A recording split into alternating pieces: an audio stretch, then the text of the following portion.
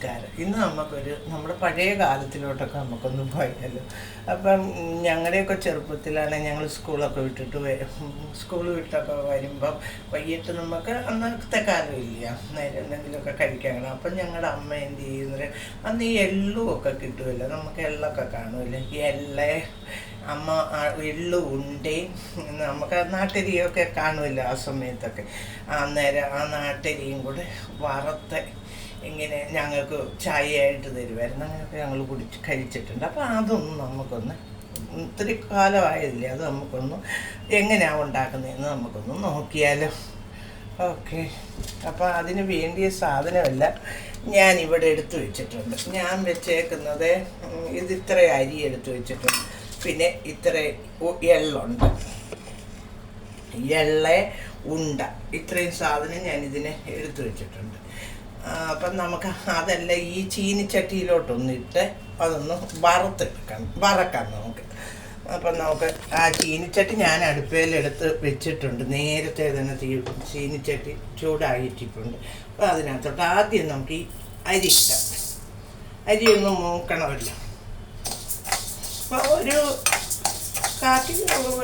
200 gram അരി കാണും, അത്രയേ ഉള്ളൂ. ഈ അരി ഒന്ന് മൂക്കുന്നിടം വരെ നമുക്കിതൊന്ന് വെയിറ്റ് ചെയ്യും. അപ്പം നമ്മുടെ അരിയെല്ലാം നമ്മൾ ഇങ്ങനെ പൊട്ടി, ആ അരിയെല്ലാം നമുക്കൊരു പാത്രത്തിലോട്ട് ഇങ്ങോട്ട് മാറ്റി വെക്കണം. നമുക്ക് അരി ഇങ്ങോട്ട് മാറ്റി, അത് കഴിഞ്ഞ് നമുക്ക് ഈ ചീനിച്ചട്ടി അടുപ്പിട്ട് വെക്കാം.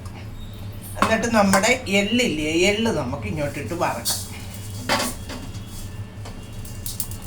എള്ളുണ്ട്, ആ എള്ളൊന്ന് മുപ്പിക്കും.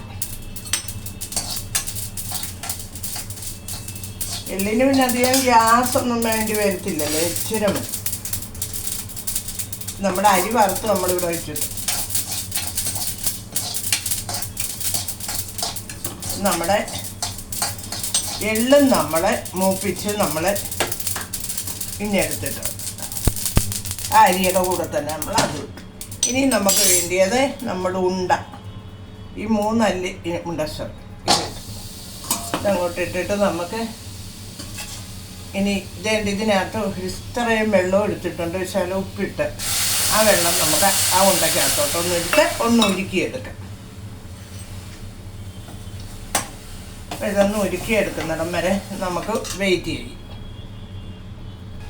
നമ്മുടെ ഉണ്ടയെല്ലാം ഉരുകി നല്ല മെൽറ്റായിട്ടുണ്ട്, അങ്ങനെ ഉരുകിയാൽ മതി. അപ്പോൾ അതിനകത്തോട്ട് നമുക്ക് നമ്മൾ ഈ എടുത്തു വെച്ചേക്കുന്ന എള്ളും അരിയും കൂടി ഇടും.